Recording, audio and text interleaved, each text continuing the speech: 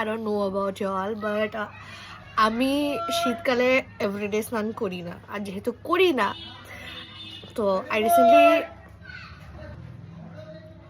তো আমার recently BP test হয়েছে, আর সেখানে my BP is quite high. তো I have high blood pressure. তো আমার মা আমাকে রাত 1টার সময়, আমি তো দেখিনি রাত 1টার সময়, রাত 1টার সময় আমাকে কি ভিডিও পাঠিয়েছে যে শীতকাল এলে তারা এড়িয়ে স্নান করা জরুরি কেন।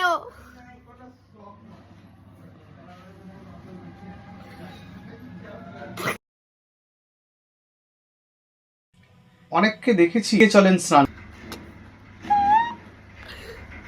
মানুষ শীতকালে স্নান করা জরুরি কেন এরকম ভিডিও বানায়।